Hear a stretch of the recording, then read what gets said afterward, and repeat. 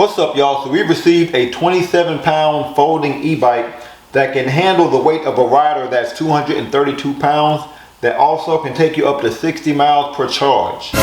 So that makes this the lightest bike that I've ever reviewed on this channel before. So the name of this bike is a Leoguar Flippo. It has a 48 volt 10 amp hour battery, and I'm assuming it's only 10 because it's such a light bike, probably has small wheels. It has a 350 watt motor advertised to take you 20 miles per hour, but I'm gonna test that out. So I consider this bike like an urban companion. Like if you work in a city or in an urban environment, you can take this bike with you. Seems like it'll be easy to take up the stairs. It charges pretty quickly, so you can take this bike to work. For example, take it on the train, go to work, charge it by the morning, and in 3.5 hours, your bike is fully charged. To purchase this e-bike, feel free to use my link and my code in the description below to get a discount. Also, I am doing an e-bike giveaway. If you want to be included in this giveaway, you have to be subscribed to the channel and comment below on what type of e-bike you would like. So what I'm going to do is unbox this, put the bike together, go through all the features, and then I'm going to fold this bike up, put it in my car, see how portable it is, take it to more of an urban environment.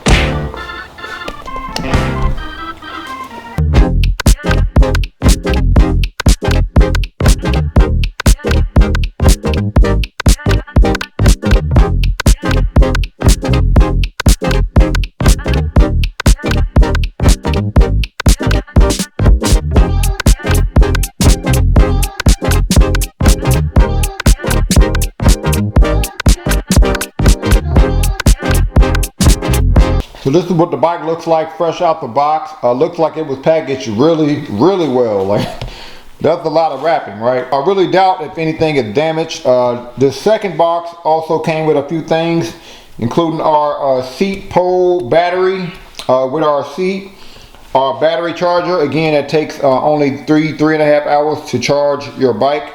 And some pedals, which look like they fold, and it looks like they are labeled. Looks like this bike also came with a pump. So this is a pump, and it gave you some screws that you can use to put the pump on the body, and a nice array of tools, including an adjustable wrench, which we've never gotten before. So there was an owner's manual, so we don't have to put a whole lot together on this bike, but looks like it came with pretty clear instructions anyway. A lot of the features are also in this manual, so that's good.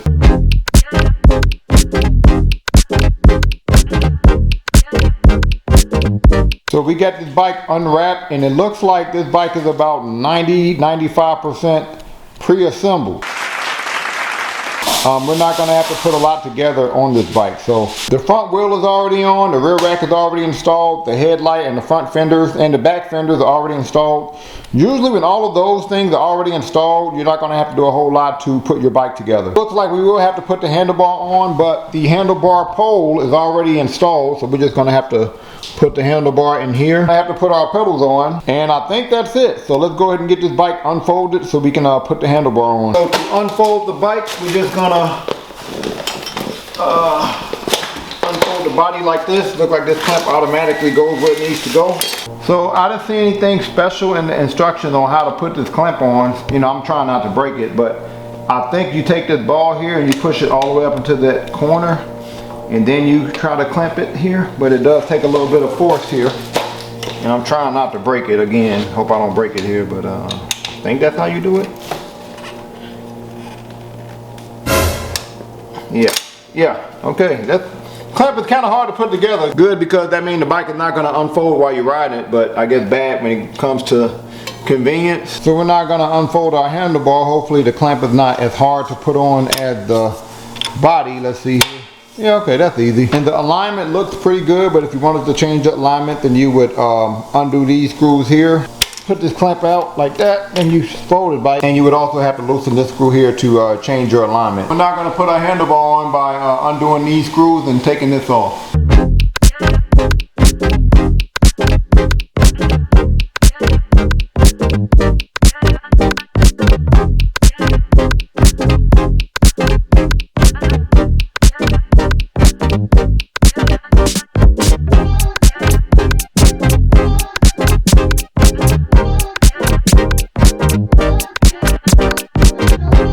So we got this bike put together. Didn't take a whole lot. It was already pre-assembled. Only took us like 15 minutes. So first of all, this e-bike looks like it's 27 pounds. There's really nothing at all that's bulky on this bike. And this bike is pretty compact. From wheel to wheel, it's a little bit more than 5 feet 2 inches long. Handlebar, which is adjustable, can go anywhere from 3 feet 3 inches from the floor all the way up to where we have it now to like 3 feet 10 inches from the floor.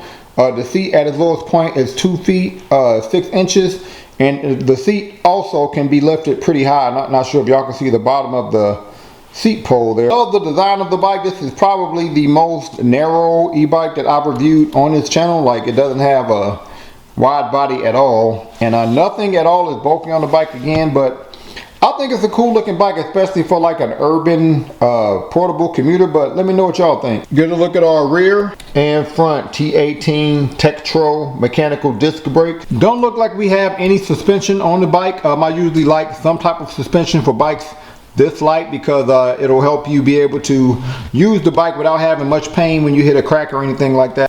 Pretty narrow seat, but it does seem it's kind of firm. kind of firm. Decent rear rack on such a small bike. I think might be able to carry like 30 pounds.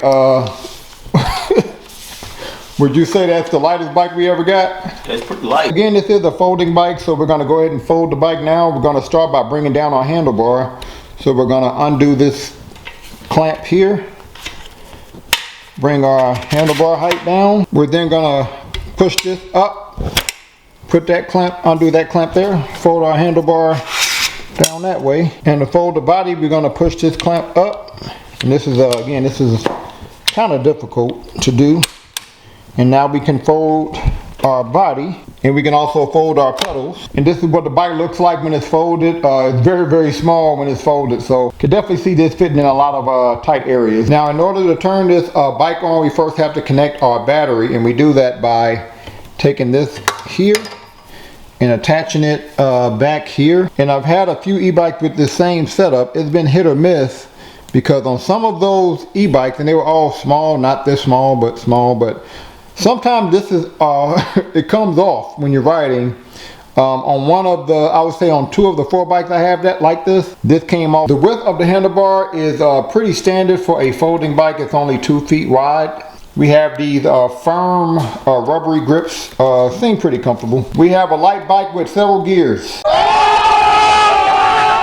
This is a huge plus, because usually with bikes this light, you only have 1 gear, so I'm so glad that they gave us 7 gears that we can choose from. So you use this trigger to go down a gear, you use this trigger to go up a gear. So we're not going to go ahead and turn our display on. We're going to press and hold. There's a button at the top, and there's another button at the bottom here. We're going to press and hold the button at the top, and that turns our display on. Looks like we do have a colorful display. Get a look at our Schwalbe 20 by 2.1 inch commuter tires here. Curious on how this tire is going to handle like the cracks in the road, and if the tire maybe make up for the fact that this bike does not have any suspension. So to change pedal assist modes, we can press up or down, and that will change our mode here. So if you quickly click this button at the top, that turns our headlight on and our rear light on. And that rear light is also a brake light. Looks like we do have a twist throttle for throttle only. Let's now look at some of the basic items on the display. Here we have our odometer. Here we have our trip odometer. How many miles have I ridden on our last bike route, and how long has the bike been on for. This is our speed calculator. Pretty sure you can change that from miles per hour to kilometers. Our headlight and our battery light. We haven't charged the battery at all. Looks like we have a USB charger under our display. Looks like that's especially for Android users. Now if you want to engage your USB charging to charge your phone at the bottom here, then you have to press and hold the plus button, and then that image will appear. If you press and hold the minus button, you will go into walk assist. Now this bike does have general settings and advanced settings. To go into our general settings, you're going to press and hold this button at the bottom of your display. So look like we have general, advanced, the about, battery settings, and then we can go back to save and exit. So we're going to start with general at the top here. I'm going to click this button at the bottom of my display. See my general settings. So in general settings, this first setting is to clear our trip. So we click this button at the bottom of the display, and then once we click that button, we can change that value if we want to clear our trip time. Look like we can change our throttle speed. Click this button at the bottom of the display. Look like the maximum is 20. We have our speed unit, throttle function on. And I'm not going to go through all of these, but I will go through some of them. Look like we can change the brightness of our display if we want our light to turn off automatically. So you basically navigate to the bottom of your general display, then you click return by pressing the button at the bottom of your display. No, you can't see me, but I'm trying to make it where you can see the screen.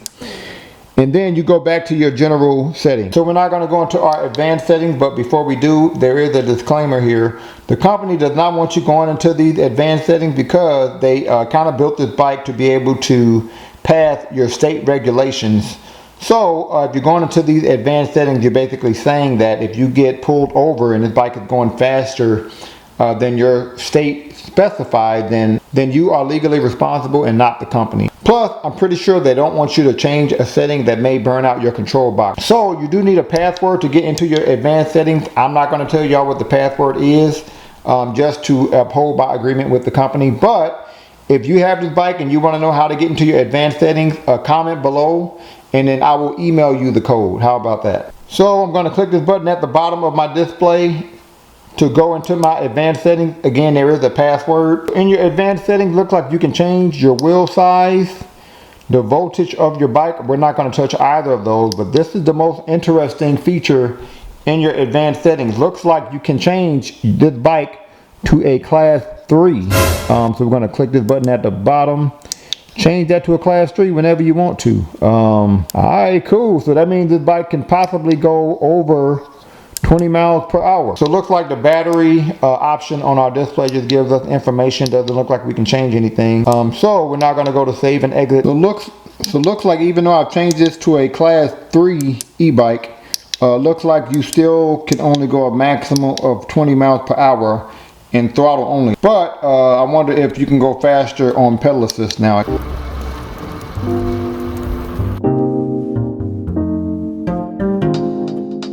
Do you feel like it's suspension on that bike?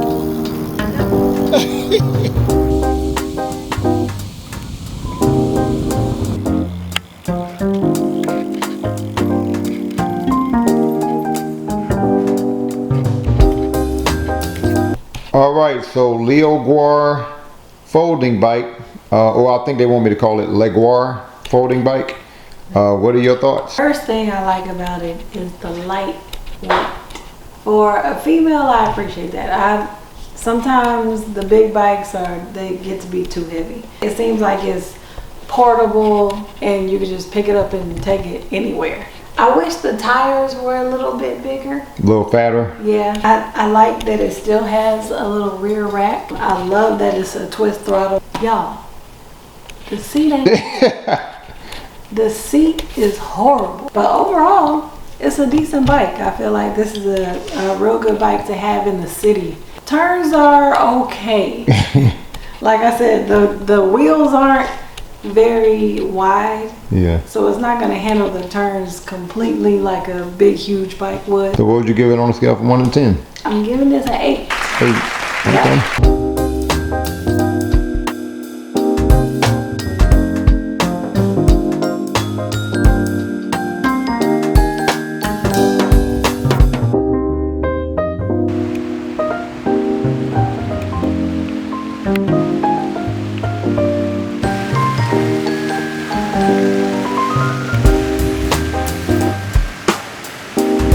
What did you just say about the bike thing? The bike is so light it's dangerous. It's too light? Yeah, you can't control it. Why? Because it's too light? Yeah.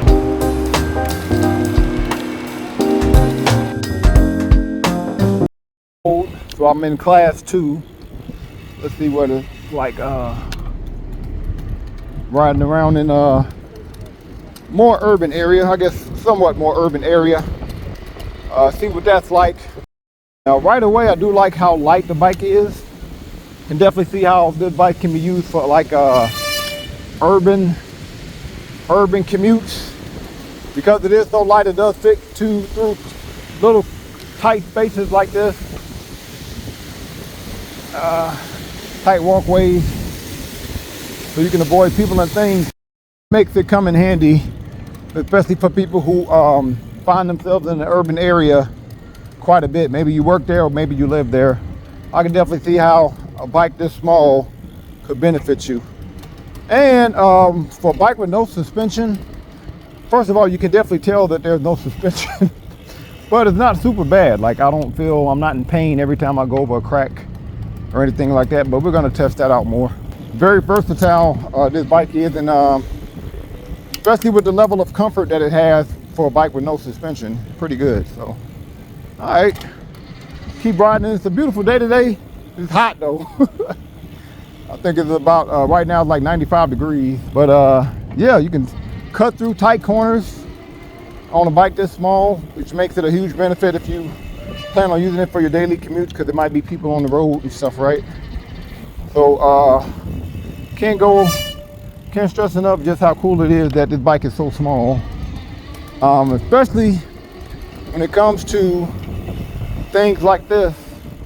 Like you might have some stairs or some ramps that you have to go up to finish your commute, right? So a bike like this is not hard to like turn into your ramp, turn into this ramp here. Yeah, that's pretty easy, right? I don't know if a full-size e-bike you'd be able to do this, but let's say you don't want to ride up this thing, you can also carry it like pretty light. I can carry this with one hand, but I'm a pretty strong guy, but I've never been able to carry a bike with one hand before. This is the first one. So love the fact that you have those features or those options. And again, love the fact that you can use this bike on the sidewalk with ease, cut through all of the sharp corners with no problem. So yeah, you can definitely use this bike on a commute. Tight corners like this, no problem. Yeah, real tight sidewalks, corners, yeah, no problem. Go through some grass. What's up, man? Okay, see what this is like. For a bike with no suspension, you can definitely tell that there's no suspension, but I'm not in pain or anything like that. So that's actually pretty surprising. I thought every little crack would make the bike shake a whole lot because there's no suspension, but this ain't bad. All right, let's go do some gravel up here, see what that's like.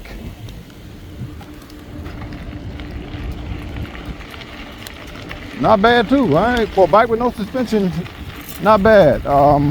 Especially for a light bike with no suspension.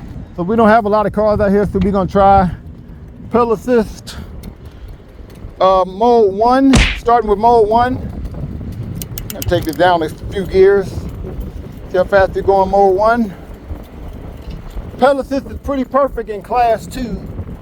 It doesn't give you too much, gives you a perfect amount. So that's 12 miles per hour mode 2. Mode 1.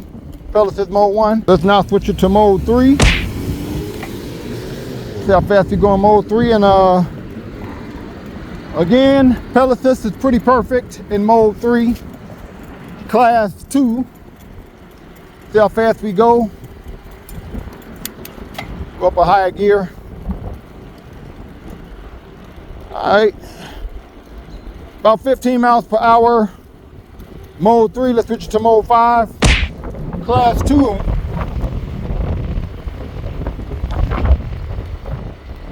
Uh-oh. Mode 5, class 2.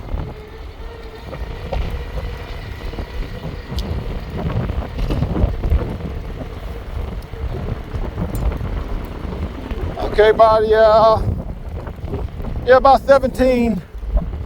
about 17, 18 miles per hour. Class 2 mode 5. All right, so I'm now in class 3. We're gonna try throttle only class 3. See how fast we go in class 3 here. Oh. And in the street you can tell a little bit that there's no suspension, but it's still not bad. But when you hit a crack, you definitely feel it. But it still doesn't make the bike like unusable. Let's hit some more cracks here. Yeah, that's not too bad. Yeah. But that's 20 miles per hour, max speed, throttle only. Let's now try max speed, class 3, pedal assist. Okay, so let's make sure we're at the highest gear. Let's see how fast we go in class 3 pedal assist here. Now I'm at 21. And I do wish it was a higher gear because it gives you a little too much pedal assist. In class 3 pedal assist, a little too much. I'm barely pedaling here. But it takes you up to 22, 23, okay.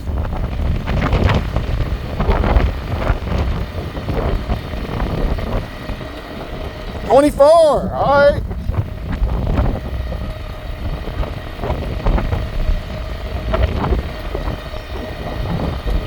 Again, I'm barely pedaling because it's a little too much pedal sensitivity. So I guess I do wish you could change that. But 24 miles per hour, max speed, pedal assist, class 3. That's actually pretty good for a bike this small. Now, because this bike is so light, and because it's like a traditional folding bike where your handlebars on a real vertical swivel, you do lose some stability with this bike because of those two things. Like, I definitely don't feel like this is a bike where you should be doing a lot with the other hand because it might spin out on you, right? Because it's very unforgiving with the turns. Like, I wouldn't be doing a whole lot of leaning on this bike. And I don't feel comfortable enough to ride without my hand on the handlebar. That's usually how I test how stable a bike is. Like, nah. No. So yeah, both hands on the handlebar at all times, but the wheels are grippy. Like, it just rained, and if I brake on slick pavement, you know, there's no slipping there. So, whoa, it's nice to know that the tires have enough grip to handle wet pavement. But this is not an all-terrain bike, so I wouldn't just be volunteering to ride on wet pavement. I'm gonna switch it to mode 5, class 3. I don't know if that even matters when it comes to the throttle, but I did it anyway. We're gonna go up a hill, going throttle only. I don't think it matters which mode you're in, as you're still gonna go to the max regarding your throttle. So up this hill, it's about a 35, 40 degree hill. We're gonna see how much speed I lose going up this hill. 20 miles per hour, going into the hill now. Let's see how much speed I lose here, and it's kind of wet out here, so these tires are kind of grippy though, but this is not an all-terrain bike, so I'm going to be avoiding some of the water puddles.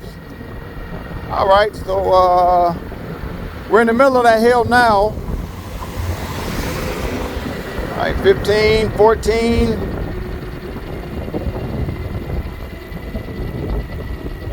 13. 12. Oh man.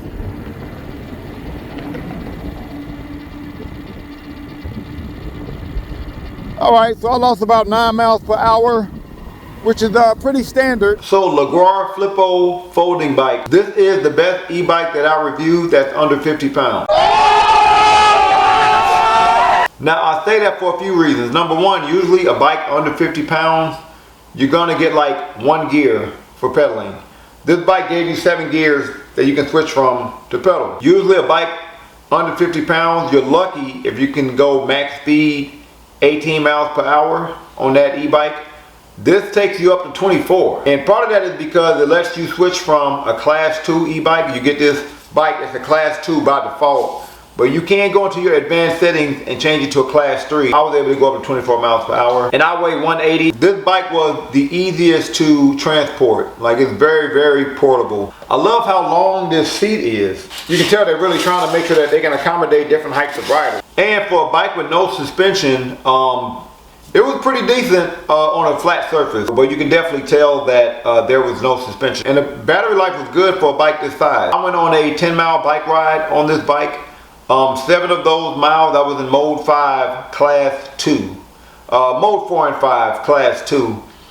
3 of those miles I was in mode 5 class 3 to really run the battery. At the 10-mile mark, I only lost 1 out of 5 battery bars. So that's pretty good for a bike this size. So what you gain with this bike is portability. Like, you can easily transport this bike, take it up a flight of stairs, put it on the train, put it on a bus, with no problem. But what you lose with this bike is stability. Because the bike is so light, and because this handlebar is on such a vertical swivel, this bike is really unforgiving when it comes to your turns. Like, you really got to keep both hands on that handlebar at all times. So with that being said, I would say class 3, if you're new to e-bike, do not put this bike in class 3. Keep it in class 2. Class 3 is only for advanced electric bike riders. You've been warned. Now, I do wish this bike had some kind of suspension, maybe some type of suspension in the front, and I do wish that in the display that you could change your pedal assist sensitivity. So on a scale from 1 to 10, I will give this bike an 8.5. Comment below on what you would give this bike on a scale from 1 to 10. Any other e-bike you want me to review, also comment below. Thank y'all for watching. Peace.